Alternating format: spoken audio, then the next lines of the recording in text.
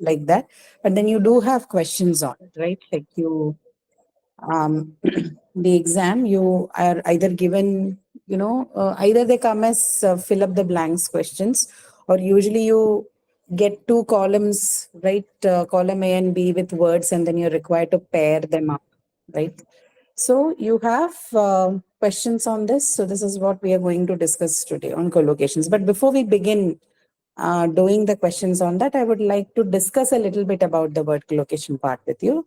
So let me share the PPT with you for that today. We'll discuss that and then go to the first part of the word collocation, right?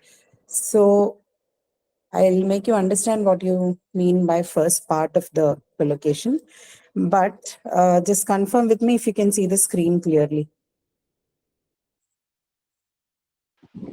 Yes, ma'am. Okay. All right. Right. So, what do we mean by this? Now, see, basically, this is just a pairing of two words, right? If somebody is to ask you, what do we mean by collocating? We just mean we put two words together. We take one word and put another word with it, right? It's basically a pairing process. But then collocation is not as simple as pairing. There are few conditions that you need to fulfill in order to call a particular pair of words as collocated pairs, right? And the conditions involve these, right? The first condition is that they must co-occur, right? Look at the first point there on the slide, co-occur frequently, right? So you can form combinations with words. Let me give you an example. You have a word like black and you have a word like pen, right? I can call it black pen, right? Where black is like the qualifier of the word pen there, right? Now, but this is not a collocated pair, right? Why is it not a collocated pair? Because it's not like black pen as a combination appears frequently everywhere. And, these are pair which can occur only together with each other, right? Black can form combinations with other words. Pen can also form combination with other words, right? So in that sense, they are not collocated pairs. They don't co-occur frequently, right? The frequency part is absent from there, right? And also it's like a weak bond, right? So this is the second condition. One is they must co-occur frequently, right? There should be a co-occurrence between the two words in the pair frequently. And there should also be a strongly bonded pair. Now, what do we mean by strongly bonded pair? It should not be like the example I gave you, right? Black pen. Black also can take it can break the bond with the word pen and go and make combinations with other words. Pen can also break its bond here and go and form a lot of numerous other pairs with the other words in the language, right? So a collocated word should not be like that, right? There should be some amount of bond between the words in the pair such that, when you say one of the word in the pair, the other one is automatically assumed, right? So let me, give you an example of that. We have a lot of them as we discuss the divisions, but just to begin with, just to give you a quick example of what we mean by word collocation. Look at a word like, I'm going to write it down in the chat so you can read it from there as well. Just give me a minute. I have few people waiting in the, I'll admit them and come to it. Okay, so something like profusely bleeding. Now, for some of you, this must be a new pairing, but this is what is also a good example of word collocation. Now, why do I call it a good example of word collocation? If you have at least one word in this pair, right? Either you could either have the word profusely or you could have the word bleeding.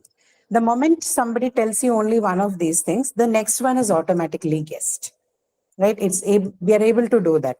I say bleeding, and then the other person can automatically guess that, okay, maybe the person's going to say profusely bleeding, or profusely bleeding is the phrase that I can use here. If I say profusely, then also the same thing happens. The other person can automatically guess that, okay, if the person has used profusely, probably they're going to talk something on bleeding, right? This is what we mean by being able to guess each other's presence. Okay, this is one of the major quality that you require to make a particular phrase, a particular two words into a pair, a collocated pair, right? First condition is co-occurrence, which is satisfied in this case. They must happen together. They're not recognized as pair, collocated pairs, obviously, if they appear individually, right? Second thing is that there must be a space for you to guess the next word automatically when you know one of the word in the pair. These are two things that are required to make a word pair collocated. Now, you can ask me what are the rules for this, and I will have to tell you there's no rule for this. Then where did we get these pairs from? The answer lies in the first point in the slide, that they have co-occurred so much now that they now appear like a pair. Like it's like a marriage. So it's like both of the words have been married now. So you have one pair, and automatically the next question you ask is, where is your next person, right? Or it's consider this like a pair of best friends, right? You have one person, and the moment you step out, the next question people would ask is, where is the other one, right? Where's your friend, right? And why does this happen? Because of co-occurrence. Why do people ask you that question? Because you have been found everywhere together. So now the questions are being asked to, if you go out, then you are asked about your friend goes out, your friend is asked about you, right? So this is the idea behind word collocation. And where did this collocation happen? How did this happen? Obviously in the literature, right? By literature, I mean any written form or spoken form. Okay. So by convention, people have been using these words together to express their idea about something, to describe something, to add detail to something, whatever their intention or their goals were to do that. But these two words have been put to use together always. And there's too much co-occurrence of them. There's a frequent co-occurrence of them everywhere. That's how now they've become a collocated pair, right? This is a, it's like a more like a life idea which has been adapted into language. And these kind of collocated pairs, they exist in all languages. This is not just a characteristic feature of the English language. You can find these kind of things in all the languages of the world, right? Collocated pairs is something that you'll find in all the languages, right? Okay. Second part was about the strength. Now, why do they become a collocated pair? Like if somebody needs to ask you, where is your friend as you see you? Or ask the friend, where is you? It means that there's a strong bondage between both of you, right? The strength of the bond is quite strong. The same thing happens to the word. The first example that I gave you of black pen, black pencil or pen, whatever it is, the problem here was the strength was too weak, right? Imagine you're a group of friends, right? There are 4 or 5 of you, but 2 of you are the closest, right? Other people are friends, but then they're not as strong a bond that you share with them as you have with one of the person. They can still be found with other people in most of the times, right? The same thing happens to words also, which was the case for words like black or pen. They could form bonds or they could form pairs with other words as well, more, and those bonds were more in number, not like the words in the collocated pair, right? Now, if you've understood this part, we can move ahead. But if you need more explanation on this, you can ask now. Questions, anyone? If you ask me what's the significance of, something like this, they're very, very important. Particularly, there's a question that we keep getting from people on how do I improve on my vocabulary, right?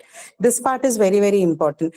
If you're someone who's looking forward to improve your vocabulary aspect, then word collocation and knowing what they are and how they work is very important. Because in language and especially in vocabulary acquisition, when you're trying to learn new words, it cannot happen just as words, right? For example, something like profusely bleeding. Bleeding is something that is familiar to you, but is profusely familiar to all of you? No, right? But if you learn them as profusely bleeding, right? Language must always be learned in chunks, not in, singular isolated words. That's not how you learn it. So when you know profusely bleeding, you obviously will have more sense of the word profusely and bleeding, right? Rather than just knowing what the word profusely means. If you learn profusely alone as a word meaning, there are higher chances that you won't retain it. You're going to forget it, what it means. But when you're reading and you're making note of something like profusely bleeding, then there are higher chances of you retaining the meaning of profusely, right? Profusely bleeding means intensely bleeding, right? Bleeding too much. Yeah. So it also gives you an additional word instead of saying bleeding too much, right? So instead of bleeding too much, you say profusely bleeding, right? And the meaning of the word in abundance, no, not in abundance. Yeah, somewhere similar to that. It means too much bleeding, right? Too much of blood loss. So Ma'am, the way you, yes, Prithvi. ma'am, can we use it as furiously bleeding, ma'am? No, no, no. Not all words can form pair with everything. Furiously bleeding doesn't mean much. Okay. So this is also one aspect of collocation, right? That not all words can go with each other. You will have to choose the words carefully, right? Not every pairing is okay. Not every pairing is meaningful. By not okay, we mean that not meaningful. It does not give you the required meaning in this case, right? Right. So point here was if someone's trying to learn the meaning of the word profusely, that will come more naturally to you or you will retain, right? Your memory can retain it much better if you're doing it as a chunk, right? Doing it as a collocated pair rather than just knowing the meaning of that word, right? Even if you know the meaning of the word, the chances are less that you can, like he said, no, furiously bleeding. So similarly, maybe you're not allowed to use profusely with so many other things. Bleeding is one case which happens, one word which happens very frequently and is a collocated pair.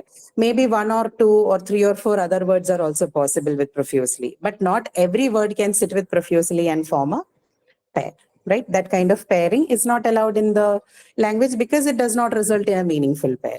Okay. So that is the idea behind the word collocation part.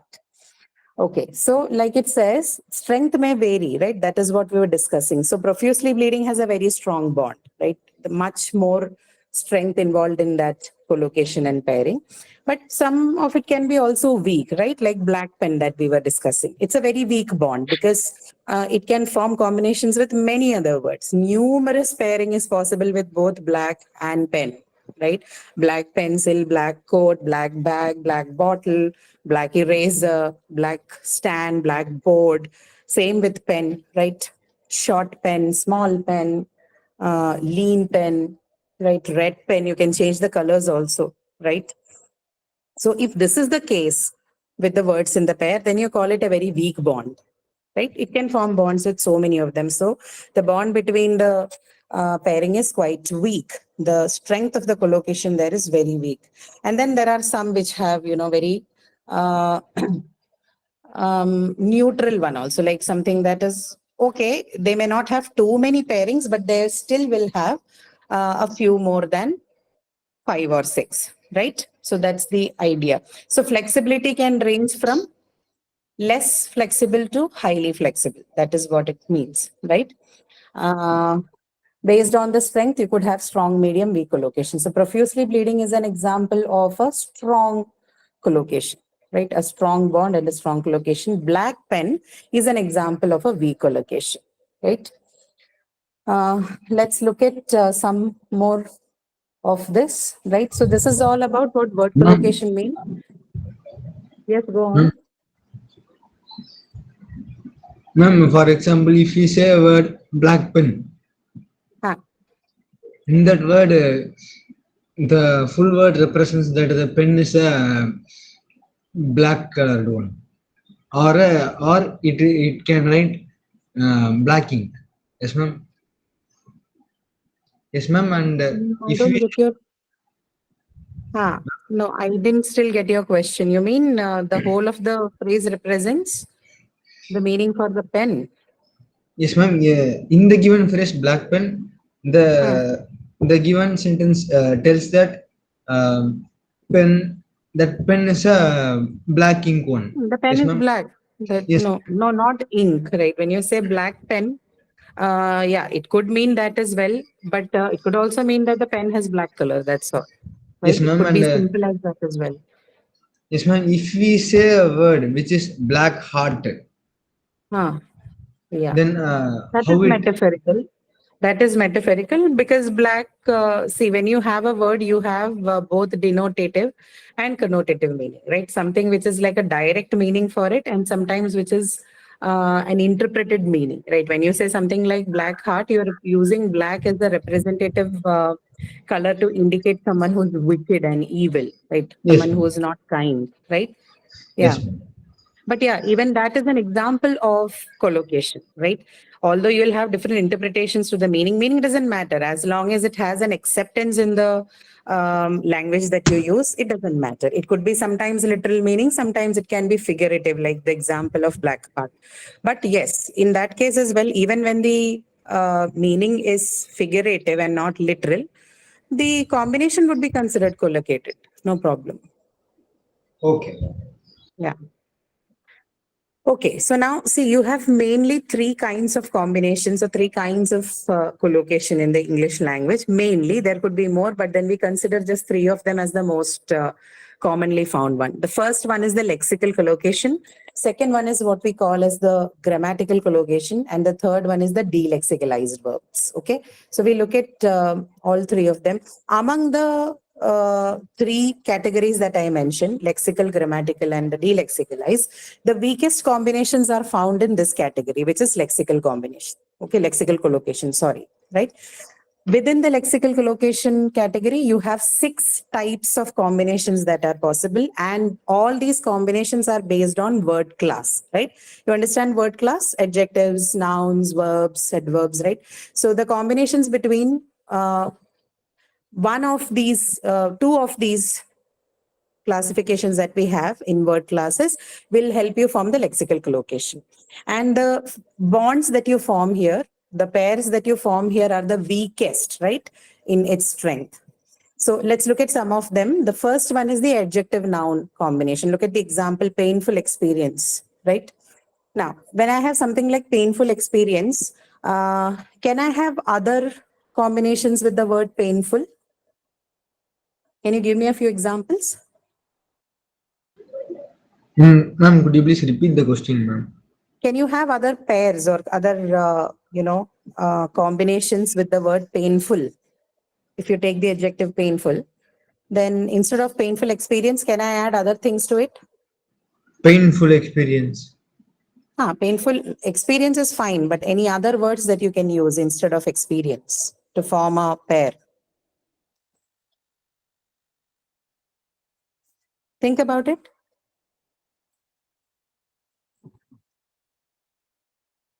Ma'am, painful day. Is it possible? Painful day. Yes, painful day.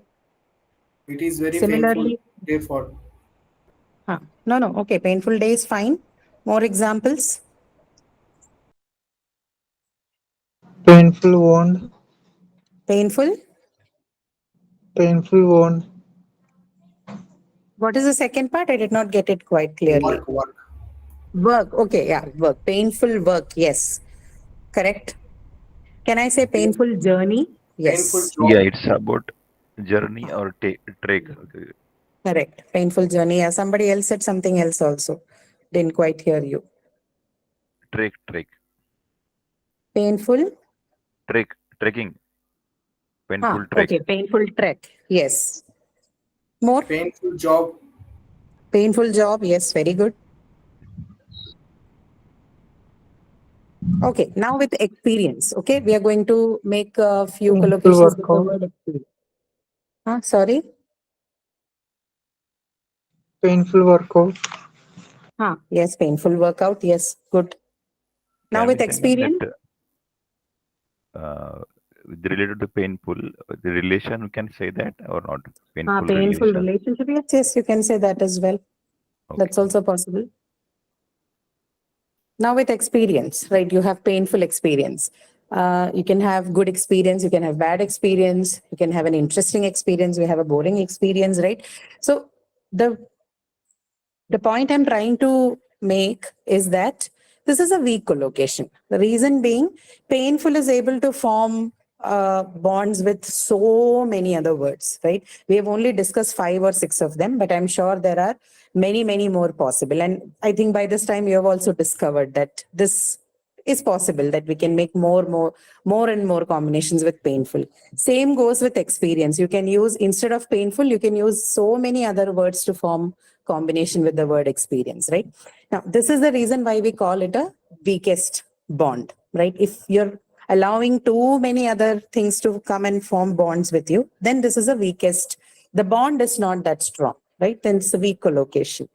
And this is a feature of most of the lexical collocation. This is what I was talking to you. If you're using word classes to form bonds, like you see in the case of lexical collocation, most of those bonds are going to be weaker in nature because they allow a lot of space for others to form combinations. Hence, this form of collocation is the weakest, right? The bond is the weakest in this case. Adjective nouns, again, they're going to have weak bond between each other. But look at the second part of the example, painful experience, but not painful taste. Definitely, a lot of words are allowed to make combinations, either with painful or experience. But do you see that there are some kind of restrictions also? That doesn't mean that it can make a word pair or a combination with anything, right? Yes, no? Because we are Yes. saying, huh, we This can is say not. painful experience, but not painful taste, Yeah, right? yeah. This is not allowed, right?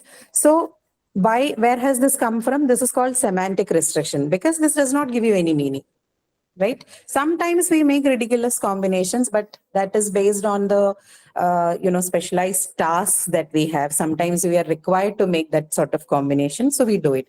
But in the usual sense of the language, something like painful taste will not have any meaning.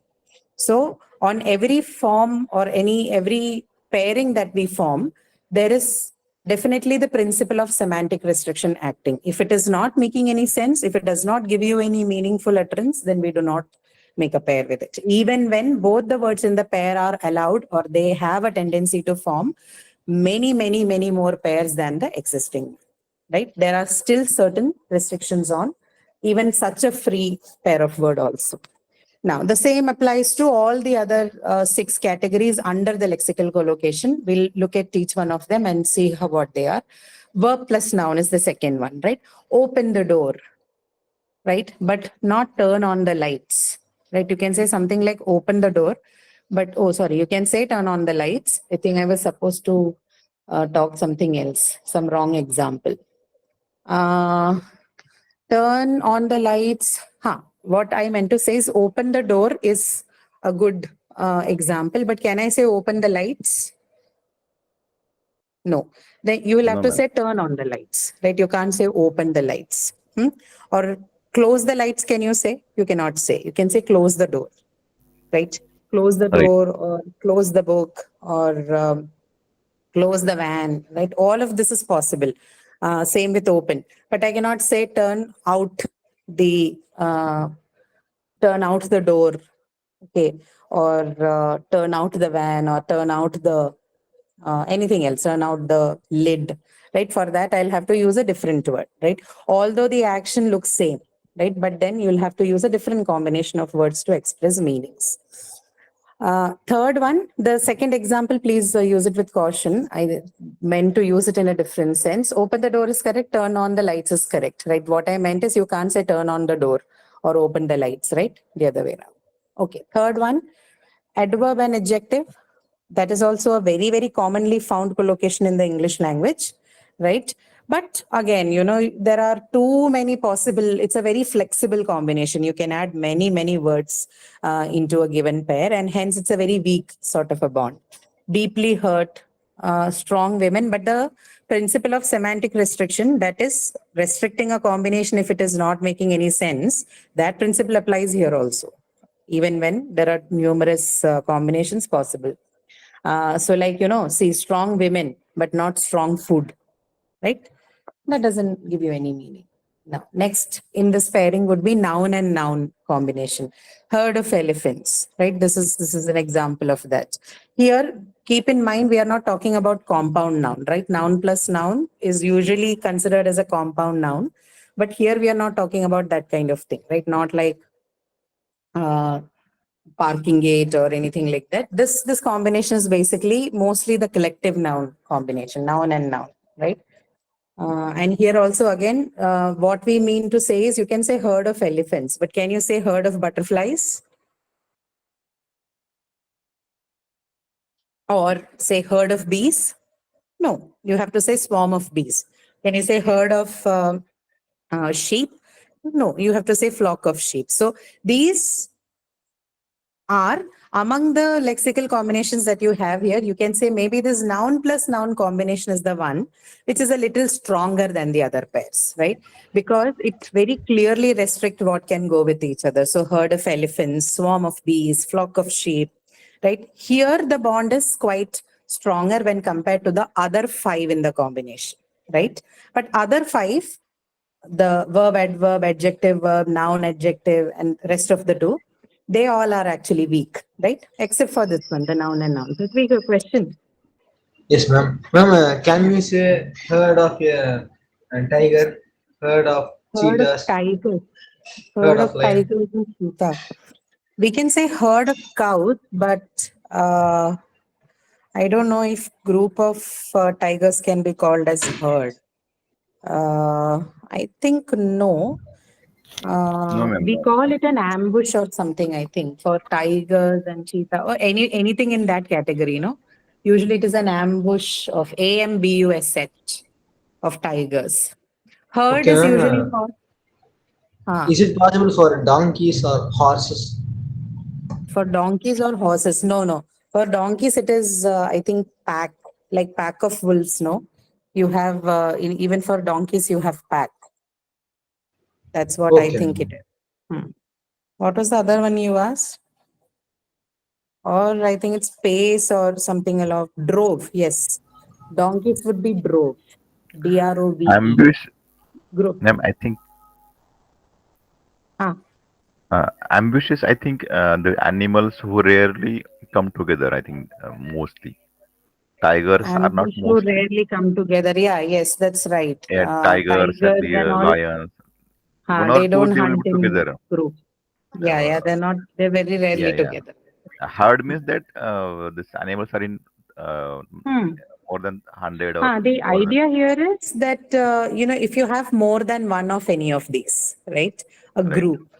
So in that sense, you can use, but yes, you're right that they have different behavior. Not all animals come in pack. They don't come in Yes, yes. groups. They have Right. their own, Huh, what you can say. correct. Okay. So the point to be kept in mind is the noun-noun combination in the lexical collocation. It's a bit more stronger than, your other 5 categories, right? So this one you should keep in mind. Next category is verb and adverb. Just like adjective and adverb, this one is also a very, very weak bond. You can have too many of combinations in this case as well. But again, the semantic restrictions, that is the idea that it should be meaningful, that principle applies again here. So look at the example, speak loudly, but not walk loudly, right? And then the last one is verb and prepositional phrase. So look at the example, beam with happiness or pride, right? Both are okay. You can say beam with happiness, you can say beam with pride, but not beam with gladness, right? Look at this. If you look at the word gladness and happiness, they have similar shades of meaning. They are not very different from each other. There is a difference, a little bit of difference between what gladness and happiness would mean. Yet they have similar shades of meaning, right? There is a shade of gladness and happiness. There is a shade of happiness and gladness also. Yet look at how they are used in the language. You can say beam with happiness, but you cannot say beam with gladness, right? So these kind of restrictions come in because of the collocations and the bond, right? Another example, after that, fall in love, but not fall in hate, right? You don't say somebody has fallen in hate. You only say fallen in love, right? Handle with care, but not handle with indifference, right? So this is what you need to understand when it comes to the collocation part. Even when the bonding is weak, as in the case of these 5 categories in lexical collocation, you see that the semantic restriction still applies in all of these cases, right? And that applies even in cases where the meanings are very close to each other, as is the case with gladness and happiness.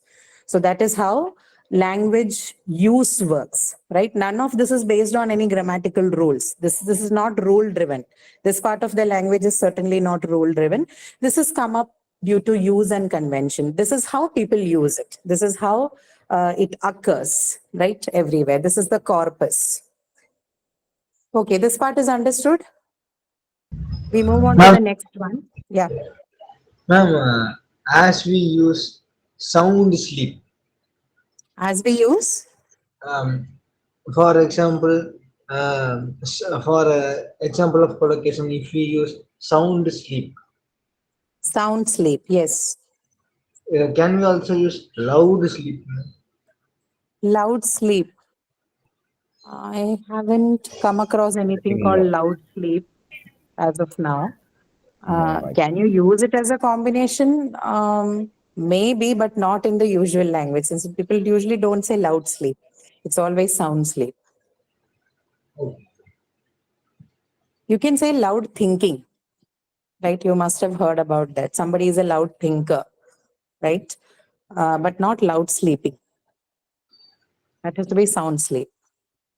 so in that case, we can use sound thinking also, no, ma'am? Sound as Thinking, sound thinking.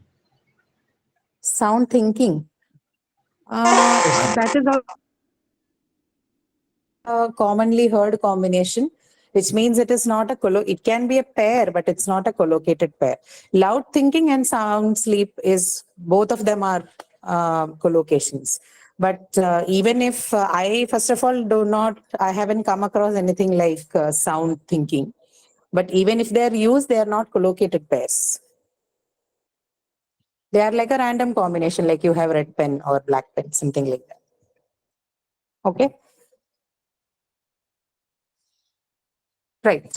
Now, the next one here you have is grammatical collocation, the second category. Now, this is the strongest of the collocation you can find in any language for that matter, and particularly in English, right?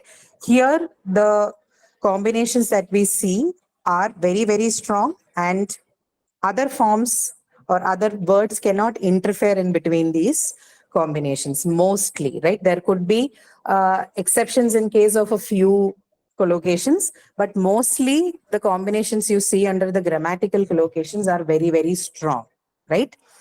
Uh, so what are these collocations? They are formed based on the structural organization in a clause, which basically means that it's based on the grammatical relationship between the words in the combination, right? So unlike the lexical combinations, in grammatical collocation, the words that are in the pair, they're grammatically aligned with each other, right? And which is probably also the reason that it's a strong bond, okay?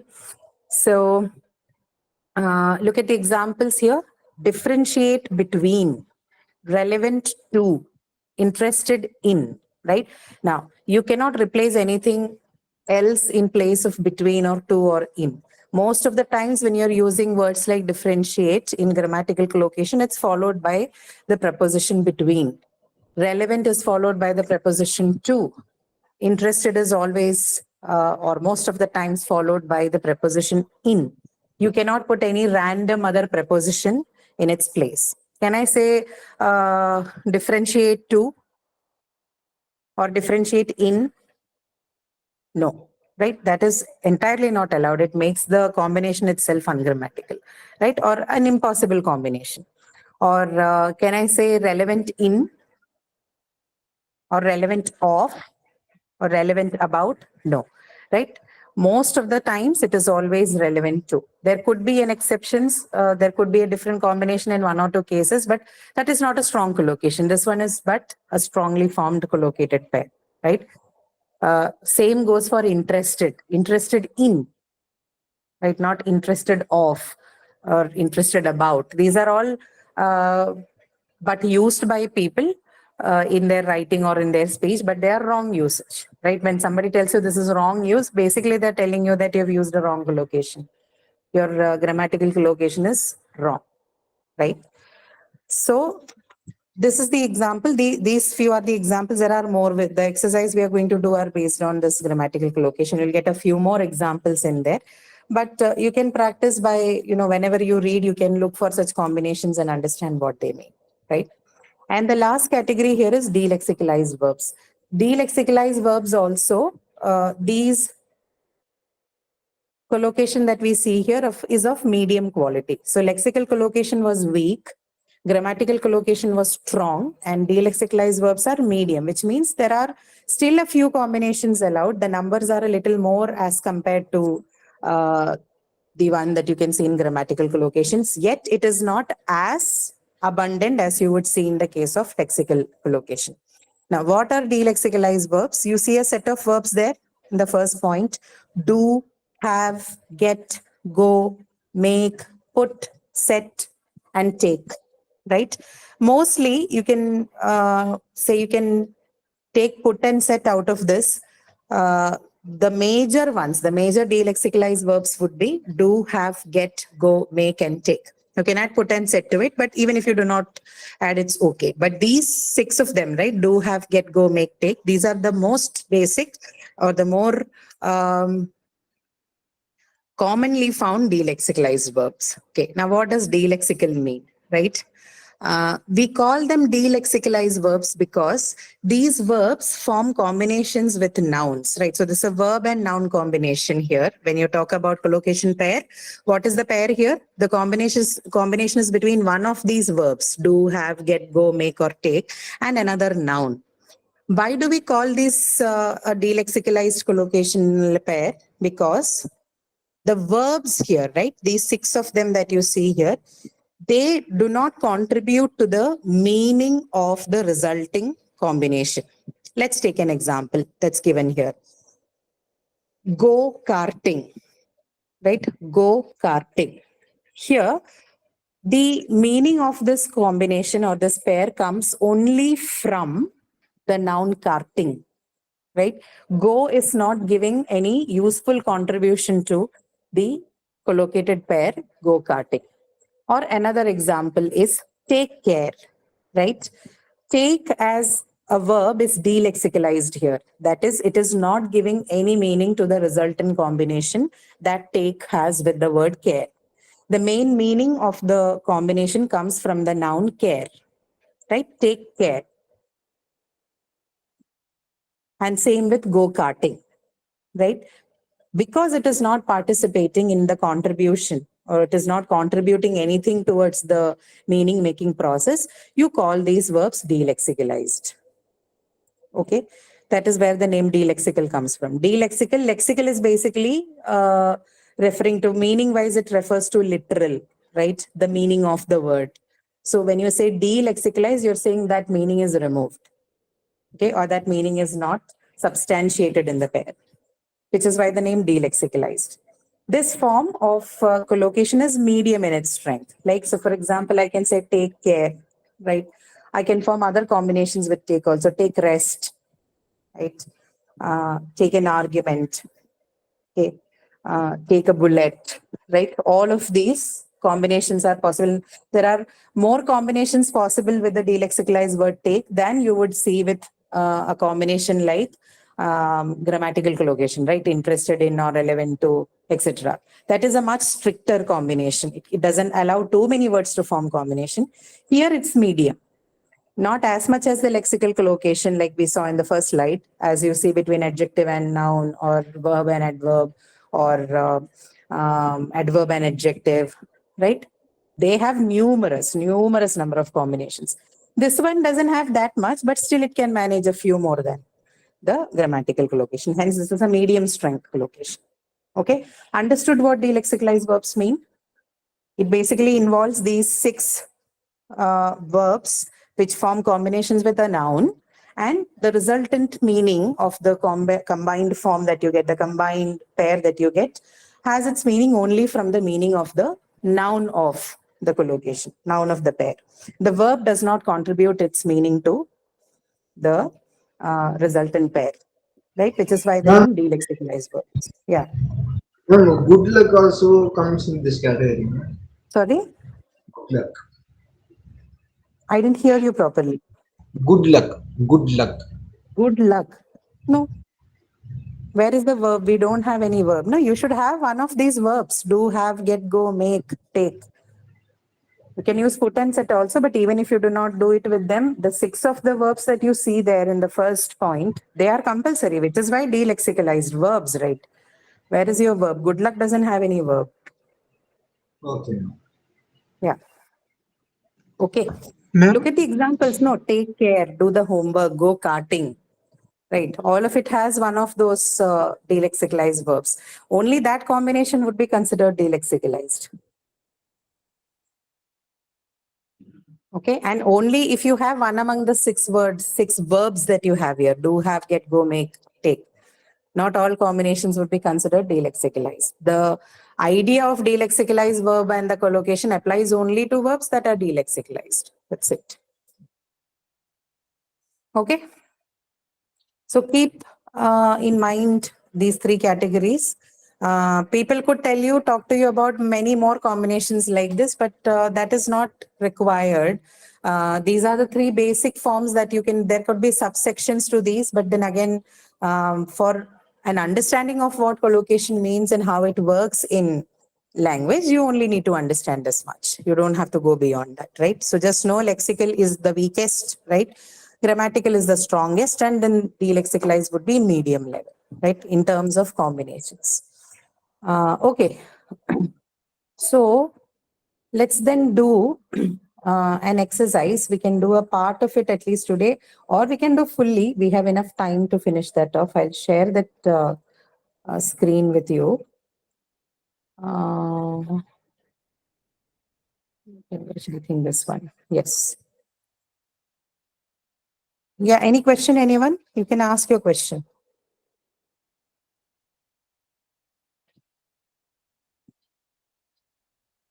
Okay. I saw And someone's hand. these collocations depend on words only.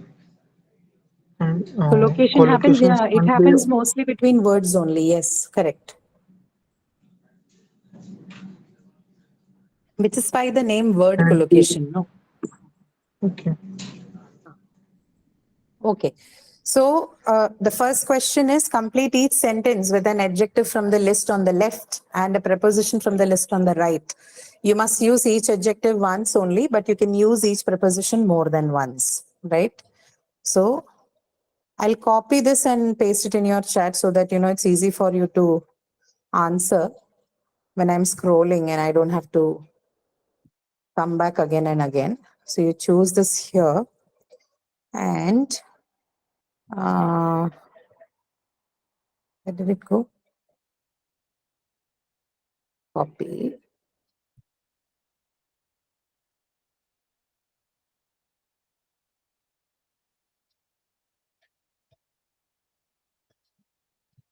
Okay, so you can look at the combinations. You can make the combinations from the list of words that I have now pasted in the box. Okay, so the first list is of the adjective, second is of the prepositions. Can you tell me what combination these are going to be? Which type from the 3 that we did? Lexical, grammatical, and delexicalized. Which one is this? Ma'am, grammatical, ma'am. Yeah, Grammatical. correct. Yes, this one is grammatical, right? So we'll look at the questions and then decide what it is. First question. She was dash her friend because she had a better dress. You can look at the chat and form combinations which you think would be meaningful in this sentence. She was jealous. Yes. And then what would be the complete collocation be? Jealous at, for, off, on to, what will you choose? I think jealous of. Jealous of, right? So I've included some of the commonly found collocations. See, actually, when you say a collocation is very strong, no, it also means that it's very commonly seen, right? Remember the first point, co-occur frequently. So if you're surprised that, okay, most of these things I know, I have seen this, it's not a coincidence. It's because the bond is strong that you see them often and that you already know it. But now you're looking at the principle of why they have come together in first place, right?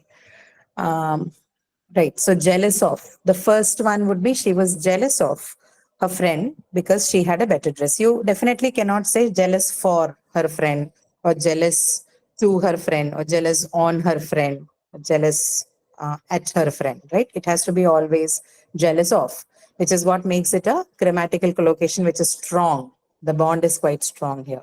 Nothing else is allowed in its place. Okay. Second one, the waste paper bin was dash crumpled sheets of paper. Full of. Full Full of. of. Right? Yeah, full of. Another very commonly used one, right? But Now we know it's a strong collocation bond, full of crumpled sheets of paper. Third one, this computer is dash producing sophisticated graphics. Capable of. Yeah, you say capable of, this computer is capable of producing sophisticated graphics. So can you say capable for, capable on, capable to? No, it has to be always capable of, right? Fourth one, the town Ma'am, is, yes, but is it possible capable to produce high graphics? no. No, it is Okay. capable to produce, no, it's capable of producing. The computer is Okay. capable of producing sophisticated graphics. Yeah. Okay. The town is especially dash its elegant architecture.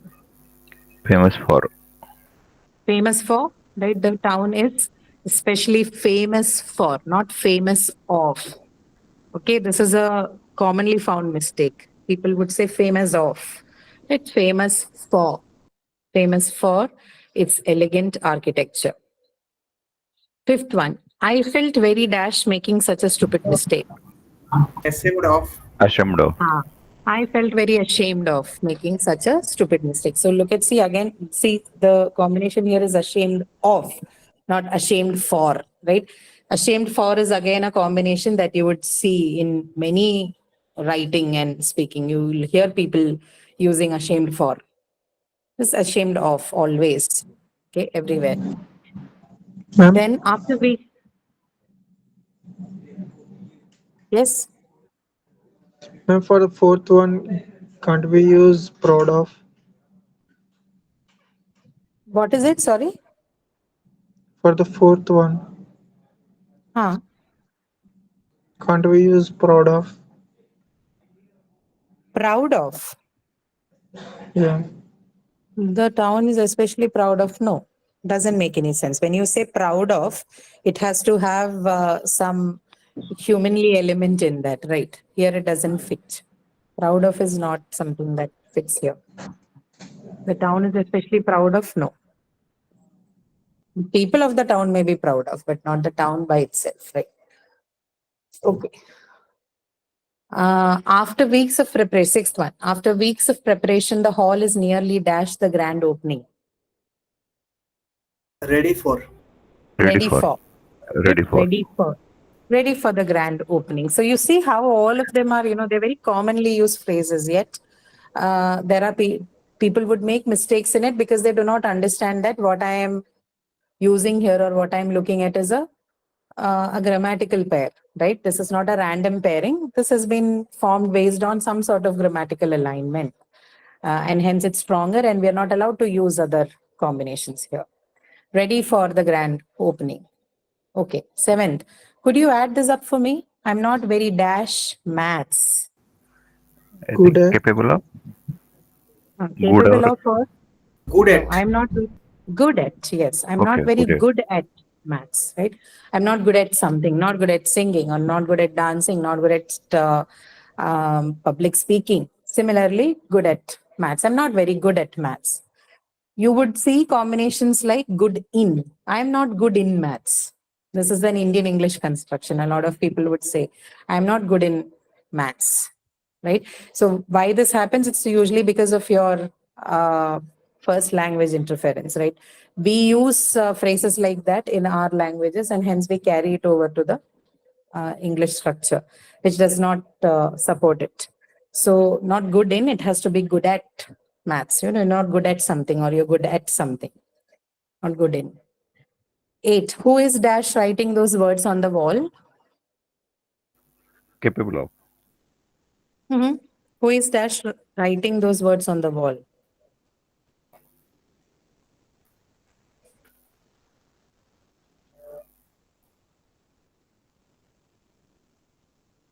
Okay, I think responsible for.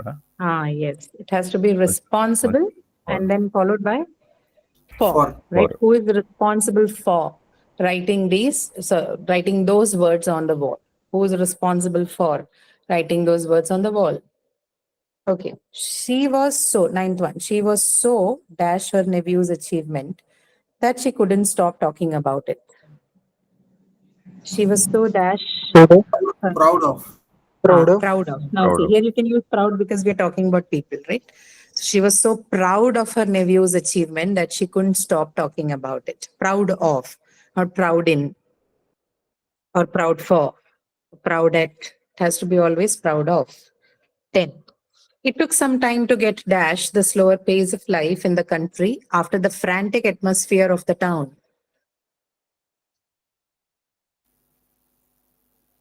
Get ready for. To get ready for the slower pace. Took some time to get ready for the slower pace of life in the country. Yeah, there is something else which is more appropriate in that blank. Has similar shade of meaning, but a different. You see the word accustomed, Yes. right? So the answer here has to be accustomed. What would you use with accustomed? For, of, It's on, for at, to? accustomed formal. No. Accustomed to. On. To, to, to. It took some time to get accustomed to the slower pace of life in the country after the frantic atmosphere of the town. Okay, accustomed to, And not what's the for, meaning? on. Accustomed to means used to, getting used to. Okay, getting familiarized with something. Yeah, familiar with someone, something. Yeah. Okay, 11th one. We try to eat food which is dash the region in which we are traveling. Good for. Uh-huh. Good for, no.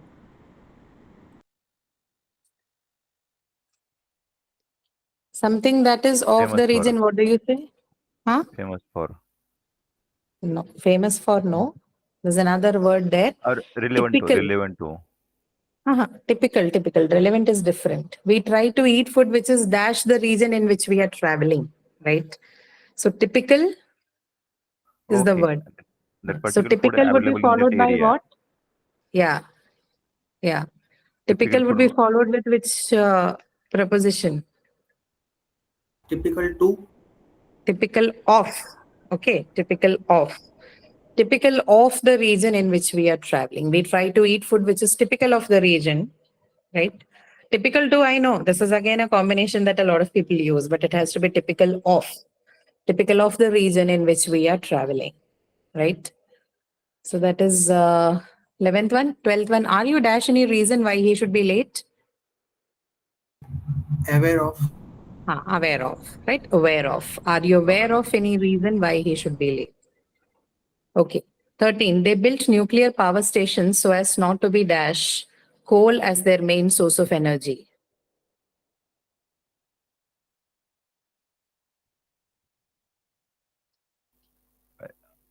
Aware of. No? Look at those options you have there, no?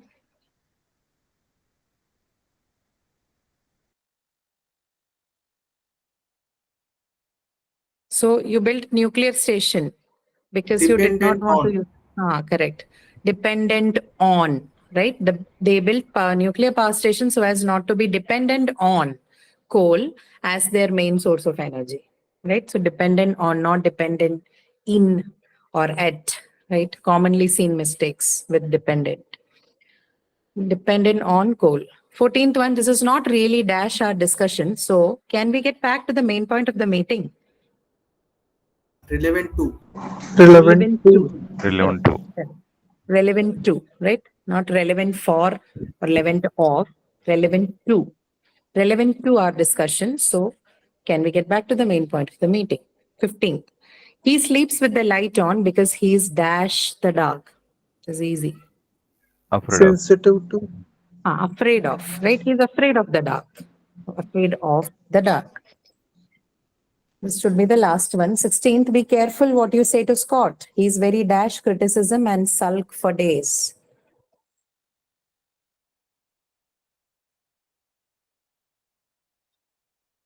There's just one left, Ashamed of. sensitive, right? No. There's just one of it left, it is sensitive. And then what would follow sensitive? Sensitive to. Sensitive to. Sensitive to. right? Sensitive to criticisms, right? Not sensitive of or sensitive for, sensitive to criticisms and sulks for days, right? So we've only produced a very few examples of grammatical collocation. The language is full of them, right? You can make note of these things as you're reading anything. It doesn't have to be anything English, as an English content per se. It could be your subject content too. You can make note of these things, how they work in the sentences. I've only chosen a few which are commonly found in the errors, right? Something that are group of words which run into errors every time we proofread. But other combinations are also available. There are plenty of them. You can keep a check on all of that. You have another set of the question here, which is for a combination of adverb and adjective, the weaker collocation one, but this we'll do in the next class. For the next class also, we'll continue with the collocation exercise because we have still delexicalized verb and a few on the lexical one remaining, right? So for today, I'll stop here because it's already time. I don't want to take more time of yours. So if you have any questions, you may ask, stay back.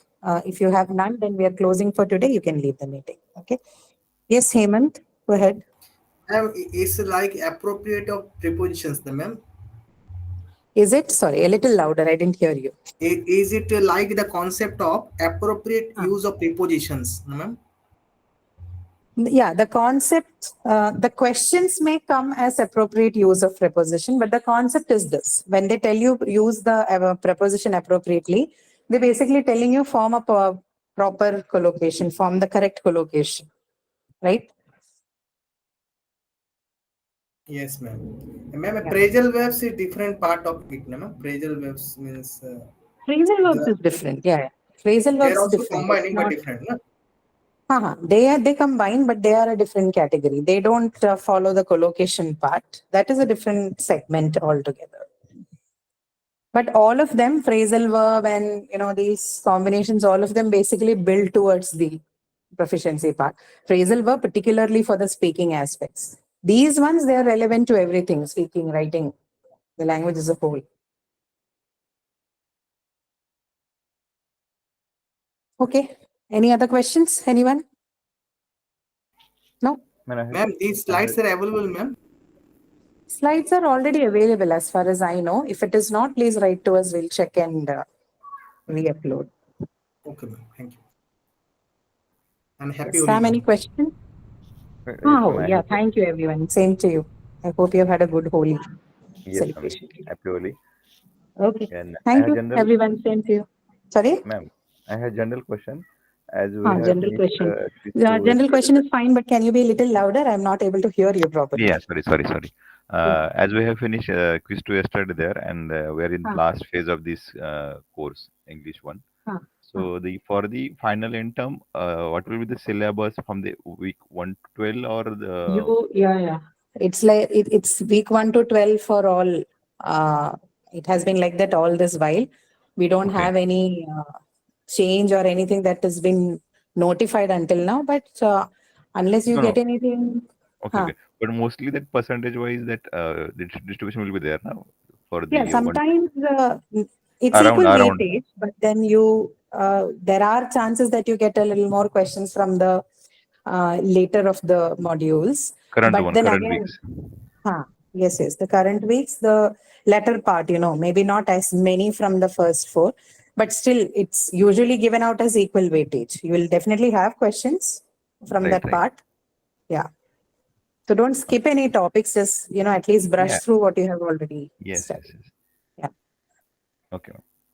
Thank Okay. Okay. All right. See you everyone next week again. We'll have the sessions till your final exams. So I think we'll meet Yes, for ma'am.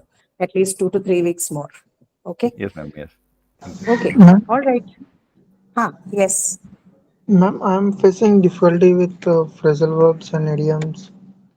How Phrasal verbs and to, idiom. yeah, Idioms,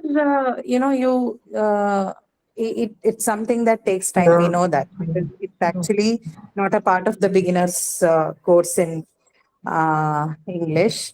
It usually happens at a later part. But see, you can start working on it, right? So like I told you, you can choose a few areas that you use commonly, right? Like for example, daily life activities or your workplace, studies, you can use, make a list of these, at least 10 to 20 of the phrases or idioms from that particular area. And then a few common ones like, idioms related to color, idioms related to nationality, idioms related to body parts, right? Some of these you can prepare a quick list of it and see if you can practice it somehow, right? That would take a little time. It's actually a little bit of an advanced skill. You are not expected to know them all by now, but see, in the exam, no, you will get questions from particularly that part based in a context. So nobody is going to ask you what is the meaning of this idiom. It would be placed in a sentence. So a context would be provided to you, enough cue would be given in that sentence, and then the phrase or idiom would be asked to take out the meaning for, right? So it shouldn't be difficult. Same goes for phrasal verb. They will all appear in contextually in sentences. So right now, that is what we can do. But as far as learning part is concerned, you'll have to, put in some effort from your side. Take it slow. It won't come that quickly also. It will take time before it comes naturally to you. For the time being, it would be okay because you will get sentences. So context would be mentioned, wouldn't be very difficult for you to understand. Ma'am, they will be from the modules only, right? From the syllabus provided. Right? Will be asked Sorry? from the will Yes, be yes. asked from the syllabus only. Right? Yeah, correct. That's right. Okay. Okay. Anything else? Then the idioms in the modules are enough. Right? That I wouldn't say. Use them as We don't practice, have and please to. practice from outside as well, as much as you can, right? So, of course, you shouldn't be, trying to learn them all by heart because it simply doesn't work. When you read that in a sentence, try and understand what the context is, and then try to fit in that into the context that you get in the questions, right, in the exam.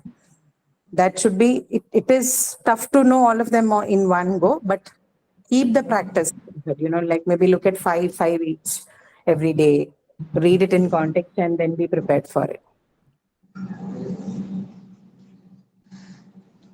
Okay.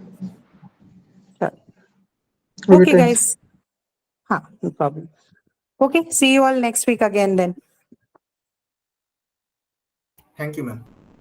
Yeah, thank you so much, everyone. See you then.